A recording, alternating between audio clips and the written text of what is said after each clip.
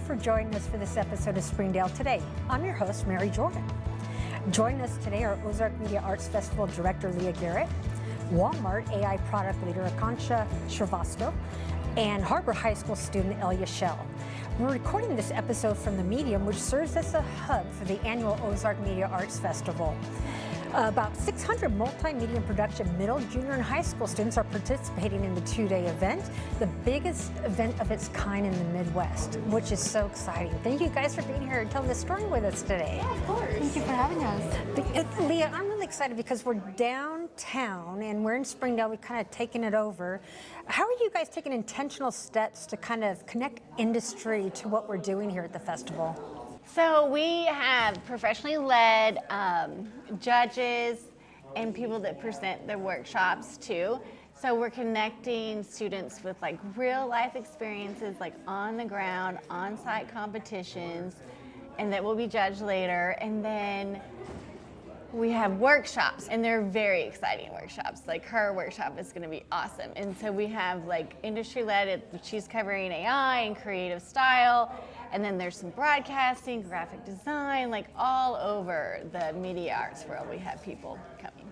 That's really exciting. And what kind of intentional pathways are you creating for students for after high school and what they may want to do for a career down the road? So since the festival is like industry-led, so people can really network with other people within their field, get to know things. And you know, because schools are limited in all these things and how much they can teach, like this also adds to their curriculum so that they can expand, like the teachers can expand what the students are able to learn because we have so many workshops available. And Akanksha, what is the advantage of an event like this for industry in Northwest Arkansas? Yeah, absolutely. I think it's a great advantage to be in Northwest Arkansas. I think it is such a big ground, and to have this kind of students to be interested in this art field and making sure that they're here to learn. I think this festival in particular acts as a fuel to it. Is how can we be a catalyst to the students who want to make their career out of it, who want to be the future storytellers, who want to be something big in the future. And I think this festival in particular, being the biggest of its stature and candor this year, I think would create a great entry point for them to catalyze on what they would want to get to. Alrighty, and Elia, you've already won some awards this morning on the first day of the festival. What can you tell us about that? So the awards I won first and second in documentary, a couple of things I did last year, like our senior video that I edited, and a Central Junior High School like legacy video that I did last year. And so that was super exciting. And then I won first in the PSA announcement, Hearts for Homelessness we did last year, and then second for our news intro that we shot last year. So that was super exciting. So it sounds like film is your medium? Yes, definitely. Yeah, definitely that, and editing and all of that. Something that I'm not really great at is writing, and so definitely going off of the workshops that Leah was talking about tomorrow, I'm super excited about the writing workshops that they're offering. So yeah. And what made you decide to attend the festival this year? I attended it last year. I came third place in recap, which is what I'm competing in again this year, and I am trying to beat what I did last year. I want to come first, that is my goal, or at least second, and I'm just going off of what I did last year, just like pushing myself. Taking the next natural step? Yeah, for sure. Akanksha, what can you tell me about the workshop that you're presenting for students this year? Yeah, absolutely. I think it's first of all, it's gonna be a very interesting workshop. I will be discussing about AI and technology and how can it help artists, independent artists, students, how do they want to cater to it. So I definitely want to have this mindset shift from, hey, AI is a scary thing, to, hey, AI could be our companion here, or I can give my tedious task to it. So for example, I was video editing the other day for something, and it turns out that the color gradients weren't matching. And then the music editing and tying that to the video took me more than like 8 hours. But then I learned, okay, there are like AI tools already available for free online, which I can perhaps utilize to be more productive. And what do I know? It took less than 30 minutes to combine the whole video with the right color gradients, right tone of the video. And I hope to bring that kind of insight to this audience. I know it's gonna be not an easy one, given that there are so many amazing workshops going on here. So I hope to bring that perspective to the table that, hey, there's something called AI that we can use in our world, which could hopefully make us more productive, or at least for me personally, cater to my blind spots and make me in person more productive, and sharing that with the artists of the future. How can it help them nurture their talent for the future? AI is certainly a relevant topic, and when talking about artists of the future, how do you imagine AI kind of evolving as a multimedia tool in the years ahead? Yeah, absolutely. I think it's not a process that we follow, it's more organic thing that we adopt. It's very much like a mobile phone when it started. There was a lot of probably hesitation that, hey, we have a landline and now we have a mobile phone. As much of rookie now that it seems like it is the advent of AI where we're at, it's like, how can we embrace AI in a way that we want to? So I would put it as something, AI being the catalyst to our productivity. More importantly, it's human as a story. How can we leverage AI to help us tell our story better? And I think that's all it comes. I come from an art background, so I think that all it comes down to is the art. I'm an artist. I have my art. How can AI help me showcase my art to the world? And then how does an artist avoid diluting their voice with AI? I know that's a fear for many people, that they're going to be replaced and their skill set won't be relevant anymore because of AI. Yeah, I think everybody has a different perspective. A lot of it depends on how far along are they in the journey of learning. To me, and the way I envision it, it's your voice. AI is not lived your life. Like, AI probably is not going to Harvard like you are. It has not been competing against first position. What it's trying to do is, hey, I'm here to help you, tell me how can I help. So that's echoing my soul and my voice, and that's how I feel about it, is, okay, I have this voice, I have this journey, I know what I come from, I know where I come from, I know what I want to do. And AI to me is something that I can leverage to amplify the impact of that story.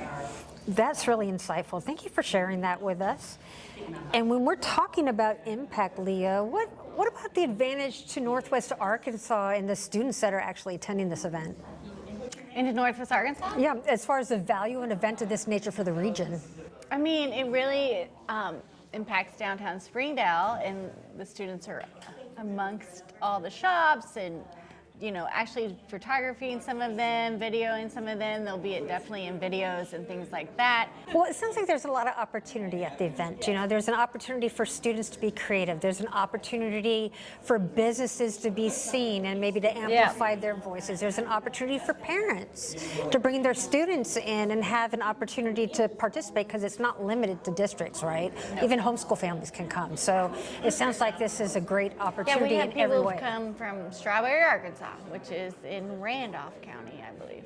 So that's pretty far over. I know for me personally, every year I come to this, I get so excited seeing the people I saw last year. Like, I've made so many friends here and like got to like see all these different schools and their work, and I know that like coming back each year, I get excited to see these people. Yeah. So that's something for me as a student.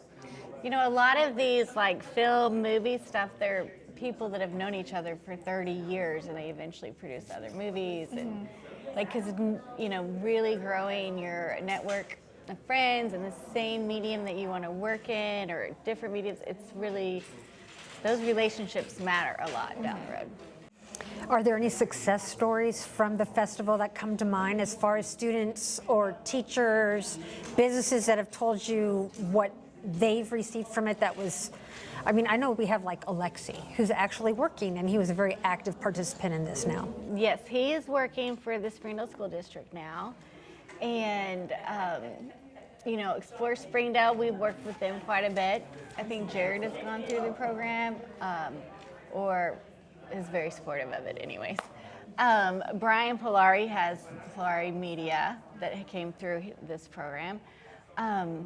Someone that's coming to interview someone later today from KNWA also came through OMAF and now is a camera journalist person. So yeah, it's definitely impacted people and careers. And I know, Elia, you were sharing with me a little bit about your plans after high school. Can you tell us a little bit more about that? Yeah, so actually in a couple weeks I will be visiting Los Angeles. I have an internship over there for a big YouTube channel, which I'm so excited about. Ooh. And I am going to be making some short films to submit to some colleges that I'm looking at. So that's something that I'm looking forward to, like USC or Chapman out in Los Angeles. Because I have a lot of family that lives out there that are so supportive of what I do and that are also in the same field. So I'm super excited about that. That's what my plans are for after high school. And that's a good point, because this festival helps people grow their portfolios. Oh yeah, too. For sure. Yeah. And I know that there's an upload competition, which is the awards that you won today, that came from that. Yeah. And then there's an on-site competition. Yes.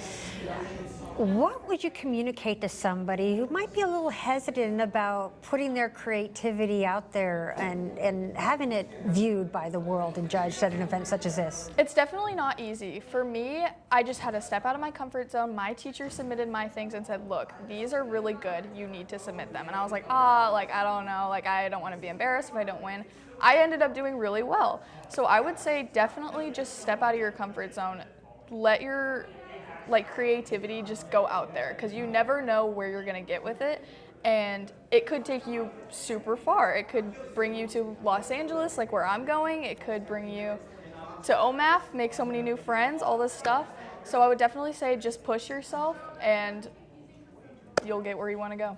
Awesome. And then Akanksha, what would you say to people or young individuals who are getting ready to graduate and go out to the workforce? What would you share with creatives who might be considering this as an opportunity for their future? Yeah, I think for anybody who's graduating, the way I see it is a potential workforce pipeline for me. I would love to see some more UXers coming out of this, some storytellers, potentially tomorrow's leaders. So personally, my advice would be first, network. I think it's pretty common theme here. But the other thing I would say is, when I hire people within my company or team, what I look for is show me your work versus speaking about it. So I would personally be very curious to see how they leverage all the workshops that they take to their advantage of preparing their portfolios, and how can they have that narrative set up even before they meet their potential, say, next manager or next leader, next company. And I think that would be a great suggestion or something that worked for me. So a great segue for them. That's really great professional advice. Mm-hmm. And then Leah, what would you say to students about putting this event on their calendar for next year? It happens mid-October annually. Yes, mid-October. It's an absolute must. You must sign up. Everyone that comes always comes back. It's a great learning experience, a lot of effort, a lot of expertise come in from these workshops. People get really excited to work with students, and it's an absolute must. And I have heard it's the best 2 days of the entire year. Oh, I agree. Yes. I agree. I agree too. It's always so much fun to be here and to see what all the students are doing. Is there anything that you guys were inspired to share through our conversation today that I haven't thought to mention that you think might be good to chat about while we're here? No? And then Leah, the website to find out who the winners are for this year is at ozarkmediafestival.com. Yep, that's the one. Sounds great. You can catch this and other episodes of Springdale Today on Facebook, YouTube, Spotify, Apple, and wherever you get your podcasts. Thank you so much for joining us for this episode of Springdale Today. We look forward to seeing you next time. Springdale Today is a production of the Springdale Public Schools Communications Office. The podcast is hosted by Mary Jordan and is produced and edited by Micah DeLacy. Be sure to subscribe to Springdale Today for free on your favorite podcast platform. And don't forget to follow Springdale Today on social media for episode updates and behind-the-scenes conversations. Thank you for listening. We hope you join us in the future as we continue to learn about the amazing stories happening in Springdale today.